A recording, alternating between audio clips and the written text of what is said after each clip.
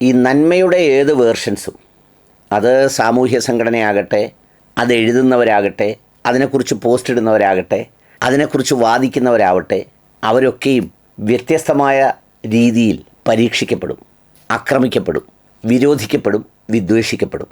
ഇതിപ്പോൾ പറയാൻ കാര്യം എന്താണെന്ന് ചോദിച്ചാൽ, ഇത്തവണത്തെ അത്തരമൊരു സംഗതിക്ക് ഇരയാകേണ്ടി വരുന്നത് വൈറ്റ് ഗാർഡിനാണ്. അത് എവിടെ നിന്ന് എവിടെ എത്തിയെന്ന് ചോദിച്ചാൽ, കഴിഞ്ഞ ദിവസം പത്തനംതിട്ടയിൽ വൈറ്റ് ഗാർഡിൻ്റെ ചിത്രത്തിനോടൊപ്പം ഒരു പന്നിയുടെ തലയുമൊക്കെ വെച്ചുകൊണ്ടാണ് പോസ്റ്റുകൾ പായിച്ച് കൃസംഗികളായ ചിലർ ആവേശം കൊണ്ടത്.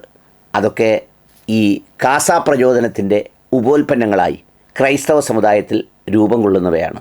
കുഞ്ഞിന് മുലപ്പാൽ കൊടുക്കുന്ന കാര്യം പറഞ്ഞപ്പോൾ എനിക്ക് പാല് വേണമെന്ന് പറഞ്ഞ ജോർജ് ആ പ്രായം കൊണ്ടോ അല്ലെങ്കിൽ അത് ലഭിക്കുമെന്നുള്ള ഇഷ്ടം കൊണ്ടോ അല്ലെങ്കിൽ അത് ചോദിക്കാവുന്നതാണ് എന്നുള്ള ബോധ്യം കൊണ്ടോ അല്ല അത് വേണമെന്ന് ചോദിച്ചത്. കാരണം ജോർജിന് നന്നായി അറിയാം അത് ചോദിക്കാൻ പറ്റാത്തതാണെന്ന്.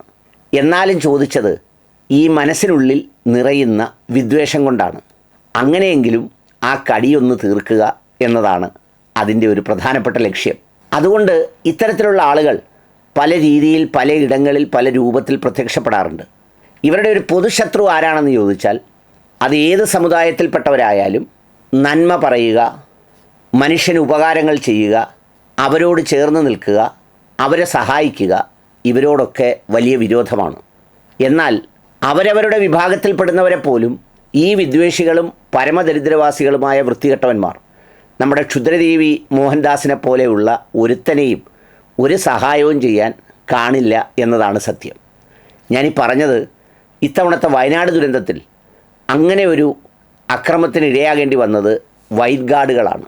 ലീഗിൻ്റെ ഈ സന്നദ്ധ സേവനം ചെയ്യുന്ന ചെറുപ്പക്കാരായ അവരുടെ സംഘം അവരവിടെ ചെയ്തത് സമാനതകളില്ലാത്ത സേവനമാണെന്നും അവർ ചെയ്ത സഹായങ്ങളും ഉപകാരങ്ങളും ഒരുപാട് പേർ പറഞ്ഞു. അവർ മാത്രമല്ല, പലരും ചെയ്തുവെങ്കിലും കൂട്ടത്തിൽ ശക്തി കൊണ്ടും നിശ്ചയദാർഢ്യം കൊണ്ടും അതിനുവേണ്ടി സമാഹരിക്കാനും സമർപ്പിതമാക്കാനും കഴിയുന്ന മനസ്സുകൊണ്ടും അവരാണ് കൂടുതൽ ചെയ്തത് എന്ന് വന്നപ്പോൾ പലതരത്തിലുള്ള രോഗങ്ങൾ പലയിടങ്ങളിൽ പ്രത്യക്ഷപ്പെട്ടു തുടങ്ങി. വയനാടാണ്, നമ്മുടെ നിപ്പയുടെ അണുക്കൾ പോലും ഇത് ബാധിച്ചാൽ അതിൻ്റെ പരിസരത്തേ കാണുകയുള്ളൂ. പക്ഷേ ഇതങ്ങനെയല്ല. വയനാടിൻ്റെ സംഗതി പൊട്ടി വന്നത് ഇങ്ങ് പത്തനംതിട്ടയിലെ ചുങ്കപ്പാറയിലാണ്. ചുങ്കപ്പാറയിൽ മേപ്പാടി കമ്മ്യൂണിറ്റി കിച്ചണിൽ 4/8/24 രാവിലെ പ്രാതലിന് രക്ഷാപ്രവർത്തകർക്ക് കൊടുത്ത ഉപ്പുമാവ് എങ്ങനെ ബ്രെഡായി മാറി. എന്നിട്ട് ബോബൻ ഏലിയാസ് എന്ന് പറയുന്ന ഒരുത്തൻ ഈ പന്നിയുടെ തല അതിൻ്റെ പുറത്ത് IUMLൻ്റെ തൊപ്പി വെച്ചുകൊണ്ട് ഒരു പോസ്റ്റ് ഇട്ടാണ് അതിൻ്റെ കടി തീർത്തത്.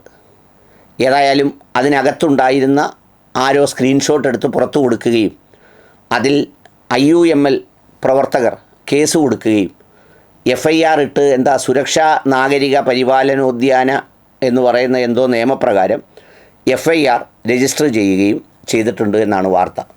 ഒന്ന് ആലോചിച്ച് നോക്കൂ. യവനൊരു ഉപകാരവുമില്ല, യവനൊരു ഉപദ്രവവുമില്ല. ആരെങ്കിലും സഹായിക്കുന്നു, അതാരെങ്കിലും കഴിക്കുന്നു എന്നുള്ളതല്ലാതെ യവന് കടിക്കുന്നു എന്നുള്ളതാണ് അതിൻ്റെ ഒരു പ്രത്യേകത. നമ്മുടെ ക്ഷുദ്രജീവി മോഹൻദാസിനെ കടിക്കുന്നത് പോലെ പുള്ളിക്ക് സ്റ്റുഡിയോയിലിരുന്നാണ് കടി വരുന്നതെങ്കിൽ യവന് പത്തനംതിട്ടയിലിരുന്ന് കടി വരുന്നു. ഇങ്ങനെ കടിച്ച ജോർജിനെയാണ് അമ്മിഞ്ഞ പാൽമണം വായിൽ സുഗന്ധമായി വീശി ഒരുപാട് ചെറുപ്പക്കാർ ആ ഓർമ്മകളെ അനുഭവവേദ്യമാക്കിയത്.